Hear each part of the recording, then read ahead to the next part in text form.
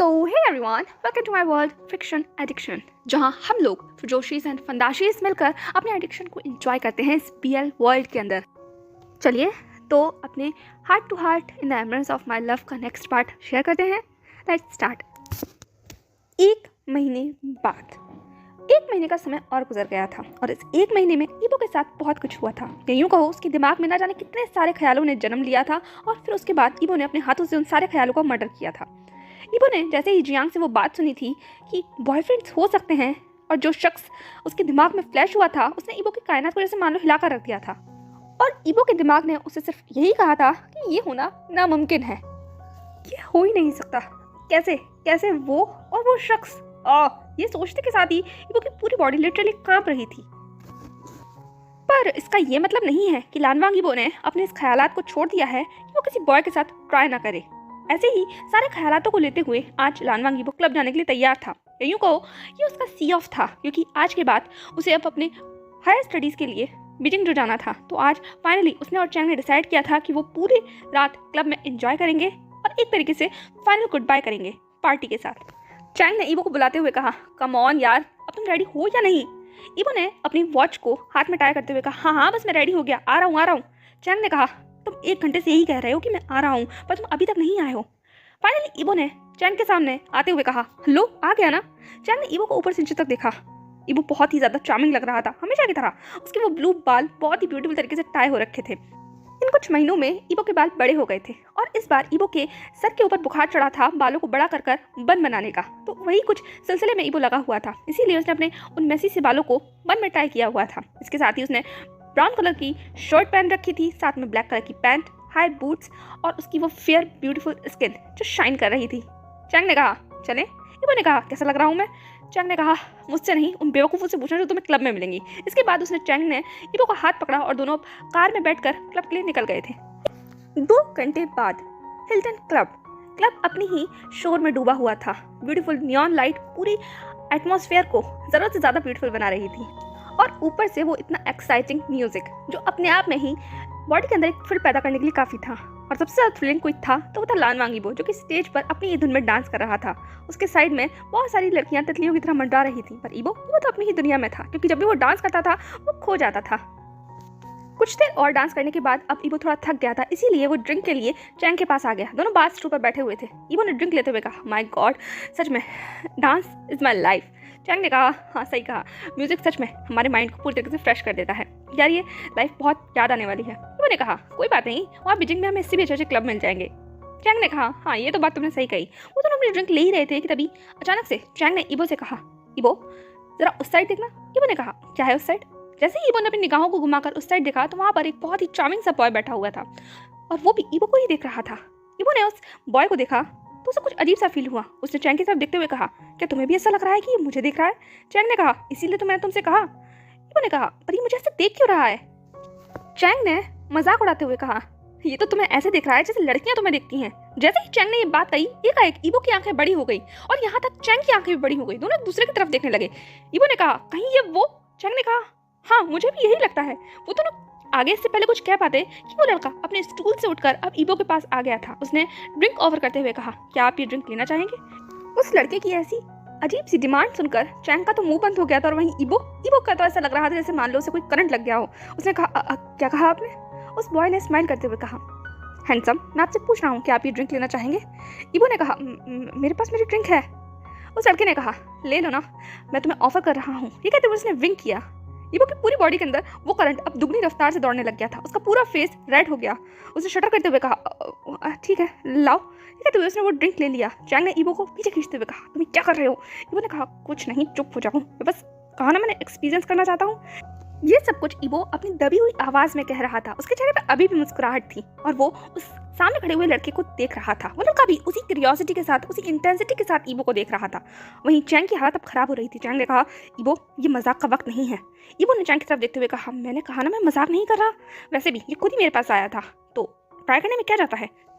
It's not good ईबो, look वो तुम्हें किस तरीके से देख रहा है और वो कितना ज़्यादा बड़ा लग रहा है तुमसे। प्लीज़ ऐसा मत करो, तुम सिर्फ ये फ़न के लिए कर रहे हो। I know about that, and वो मुझे बहुत एक्सपीरियंस्ड लग रहा है। So please try to understand what I am trying to say, okay? Chang की ऐसी आवाज़ सुनकर ईबो ने अपनी धीमी आवाज़ में कहा, मैं बस ट्राई कर रहा हूँ। चैंग ने थोड़ी कंसर्न वॉइस में कहा, ईबो हर चीज़ ट्राई करने के लिए नहीं होती, और अगर तुम्हें ट्राई करना ही है तो किसी ऐसे शख्स के साथ करो जिसे तुम जानते हो, तुम इसे जानते भी नहीं हो। अगर इसने तुम्हें हार्म कर दिया तो? ईबो ने चैंग की तरफ देखते हुए कहा, कम ऑन, मैं कोई लड़की थोड़ी हूँ ये जो मुझे हार्म कर देगा। मैं कंट्रोल में रहूँगा, चिंता मत करो। और अगर इसने ऐसा कुछ किया तो तुम तो जानते ही हो ना मुझे, चैंग ने कहा। पर इससे पहले कि चैंग आगे कुछ कह पाता, उस बॉय ने कहा, क्या आप मेरे साथ डांस फ्लोर पर चलना चाहेंगे? ईबो ने कहा, डांस के लिए? उस लड़के ने कहा, हाँ डांस के लिए, पर क्या आप मुझे अपना नाम बता सकते हैं? ईबो ने कहा, मेरा नाम लानवांग ईबो है, और तुम्हारा? उस लड़के ने कहा, मेरा नाम एलेक्स है। ईबो ने कहा, एलेक्स, तुम यहाँ के नहीं लगते? एलेक्स ने कहा, हाँ मैं यहाँ का नहीं हूँ, मैं बाहर से आया हूँ। वैसे आप बहुत ज़्यादा चार्मिंग हैं, मैंने आपके साथ चार्मिंग इंसान आज से पहले कभी नहीं देखा। ईबो ने कहा, ओह कम ऑन, तुम तो फ्लर्ट कर रहे हो। उस लड़के ने कहा, नहीं मैं सच कह रहा हूँ। ईबो ने कहा, वैसे एलेक्स तुम भी बहुत ज़्यादा स्मार्ट हो, कूल। एलेक्स ने विंक करते हुए कहा, तो चले? ईबो ने कहा, ओके चल चलते हैं। ये कहते हुए ईबो आगे बढ़ने वाला था, तभी चैंग ने ईबो को हाथ पकड़ते हुए कहा, ईबो प्लीज। ईबो ने कहा, डोंट वरी, कुछ नहीं होगा, तुम बस मेरा यहाँ वेट करो, मैं भी कुछ देर में आता हूँ। चैंग ने कहा, कुछ देर में? ईबो ने कहा, हाँ हाँ, अगर सब कुछ ठीक रहा तो हम लोग जा सकते हैं, और अगर कुछ ठीक नहीं रहा तो मैं बस थोड़ी देर में आ जाऊँगा। चैंग ने कहा, मैंने कहा ना वापस सोच लो। ईबो ने कहा, यार इतना टेंशन मत लो, इतना टेंशन लोगे तो तुम आज की पार्टी बिगाड़ दोगे, थोड़ी देर रुको ना, मैं आता हूँ। ये कहते हुए ईबो अपने हाथ छुड़ाते हुए वहाँ से जा चुका था। चैंग अभी भी ईबो को अपनी टेंशन भरे फेस के साथ देख रहा था, क्योंकि उसे कुछ ठीक नहीं लग रहा था। अचानक से ये सब कुछ, पता नहीं क्यों, पर उसका इंस्टिंक्ट कह रहा था कि ये सब कुछ ठीक नहीं है। पर इससे पहले चैंग कुछ भी कह पाता या कर पाता, अचानक से चैंग को एहसास होता है कि कोई उसे पीछे से अप्रोच कर रहा है। चैंग ने पीछे घूमकर देखा तो वहाँ पर एक बहुत ही ब्यूटीफुल सी लड़की खड़ी हुई थी। चैंग ने कहा, मिस मैं आपकी कोई हेल्प कर सकता हूँ? उस लड़की ने कहा, यस, क्यों ना हम भी डांस फ्लोर पर चले। इसके बाद चैंग उस लड़की के साथ डांस फ्लोर पर आ चुका था। अब वो भी अपनी दुनिया में बिजी हो गया था, और वहीं दूसरी तरफ ईबो एलेक्स के साथ डांस कर रहा था। एलेक्स ने ईबो की तरफ देखते हुए कहा, वैसे तुम बहुत गॉर्जियस डांसर हो। ईबो ने कहा, thank you, thanks for the compliment, वैसे तुम भी काफ़ी अच्छा डांस कर लेते हो। एलेक्स ने कहा, वैसे तुम यहाँ पर क्या करते हो? ईबो ने कहा, ये मेरा होम टाउन है। एलेक्स ने कहा, ओह ग्रेट। ईबो ने कहा, वैसे तुम कहाँ से आए हो? एलेक्स ने कहा, मैं तो बाहर का हूँ, यहाँ का नहीं हूँ, बस टूरिस्ट वीज़ा पर यहाँ घूमने आया हुआ हूँ। ईबो ने कहा, कूल, तुम्हारी चाइनीज़ तो उसका मतलब काफ़ी अच्छी है, तुम काफ़ी अच्छी मैंड्रिन बोल लेते हो। उस लड़के ने कहा, बस मैंने सीख ली कॉलेज की वजह से, और यहाँ पर अगर सर्वाइव करना है तो मैंड्रिन तो आनी ही चाहिए। ईबो ने कहा, बढ़िया है। ये कहते हुए अब वो लड़का ईबो के कुछ ज़्यादा ही करीब आ गया था। एक पल के लिए तो ईबो भी थोड़ा झेप गया था, पर उसने खुद को कूल डाउन कर लिया।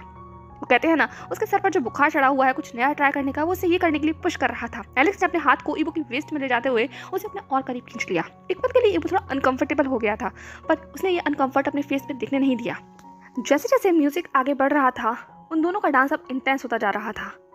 एलेक्स ईबो के फेस पर, उसकी वेस्ट पर, उसके हैंड्स पर अपने हैंड्स को ड्रॉ कर रहा था, और जितना कूल, कॉन्फिडेंट और कंफर्टेबल होने की ईबो प्रिटेंड करने की कोशिश कर रहा था, वो अब उसके लिए बहुत ज़्यादा मुश्किल हो रहा था। वो बहुत अनकंफर्टेबल हो रहा था, उसे ये ठीक नहीं लग रहा था।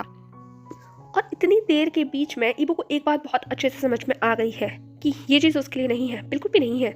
वो जो चीज़ यहाँ सोच कर आया था, वैसे तो यहाँ कुछ भी नहीं हो रहा। वो सोच रहा था कि एंटरटेनिंग होगा, ये थ्रिलिंग होगा, बट नहीं, ये तो सफोकेटिंग है, और उससे भी ज़्यादा बहुत ज़्यादा अनकंफर्टेबल है। ईबो को ये चीज़ बहुत बहुत ज़्यादा अजीब लग रही थी। अब वो बॉदर हो रहा था। एलेक्स के पास से आती हुई वो सेंट, जिस तरीके से एलेक्स उसे छू रहा था, वैसे वैसे ईबो को बहुत डिस्कस्टिंग फील हो रहा था। जिस तरीके से एलेक्स उसे देख रहा था, ईबो को ऐसा लग रहा था कि वैसे उसे यहाँ से भाग जाना चाहिए। ये चीज़ उसके लिए नहीं है, ये चीज़ उसके लिए नहीं बनी। वो गर्ल्स के साथ कंफर्टेबल होता है, बट एक लिमिट तक। यहाँ तो अब बॉय के साथ वो कंफर्टेबल तो बहुत दूर की बात रही, वो यहाँ स्टैंड करना भी नहीं चाहता। ईबो ने खुद को छुड़ाते हुए कहा, आई थिंक मुझे जाना चाहिए। बट एलेक्स ने ईबो को थोड़ा अपने करीब खींच लिया। ईबो ने खुद को दूर करते हुए कहा, ओके डांस हो गया, आई थिंक अब हमें चलना चाहिए। एलेक्स ने ईबो को अपनी तरफ खींचते हुए कहा, इतनी जल्दी क्या है, अभी तो हम यहाँ आए हैं, और वैसे भी अभी तो हमें बहुत लॉन्ग टाइम एक दूसरे के साथ स्पेंड करना है। ईबो ने एलेक्स की तरफ देखते हुए कहा, इसका क्या मतलब है? एलेक्स ने कहा, कुछ नहीं, तुम मुझे बहुत ब्यूटीफुल लग रहे हो, क्यों ना एक नाइट स्पेंड करें एक दूसरे के साथ। ये कहते हुए एलेक्स ईबो की आंखों में देखने लगा। ईबो को इतना स्ट्रेट फॉरवर्ड ऑफर सुनते के साथ ही बहुत अजीब महसूस हुआ।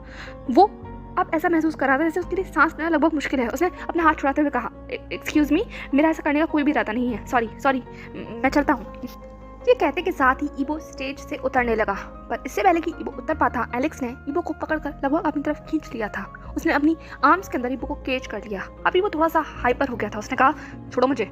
एलेक्स ने कहा, नो स्वीट हार्ट, इतनी जल्दी कैसे? अभी तो हम मिले हैं, अभी तो हम एक दूसरे को जानना शुरू कर रहे हैं, और अभी तो हमने कुछ किया ही नहीं। इतनी जल्दी मैं तुम्हें नहीं छोड़ने वाला, एटलीस्ट आज रात तो बिल्कुल भी नहीं। ये कहते हुए एलेक्स ने अपना हाथ ईबो के फेस पर रखा।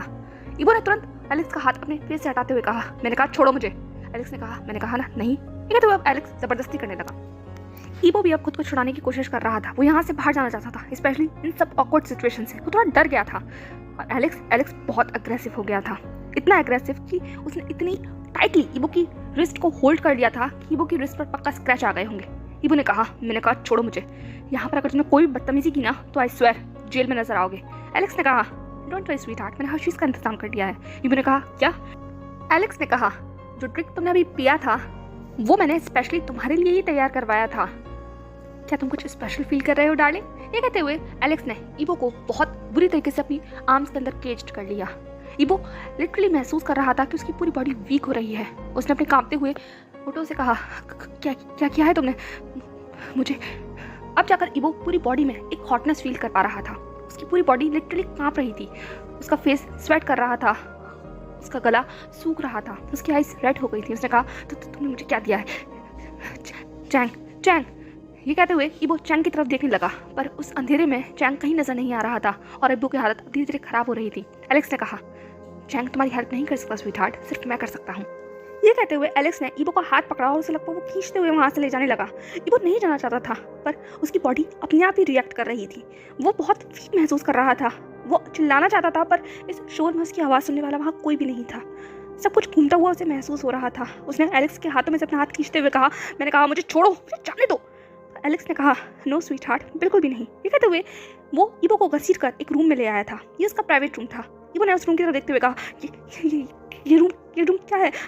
कौन क्या करने वाले हो तुम? छोड़ो मुझे जाने दो। ये कहते हुए ईबो अब लिटरली रोने की कगार पर आ गया था। उसे बहुत डर लग रहा था, क्योंकि एक तो उसकी बॉडी वीक हो गई थी और ऊपर से वो बहुत अजीब फील कर रहा था, बहुत ज़्यादा अजीब। ना तो उसे चैंग दिखाई दे रहा था, और ये शख्स पता नहीं इसके साथ क्या करने वाला है। ईबो अब कांप रहा था।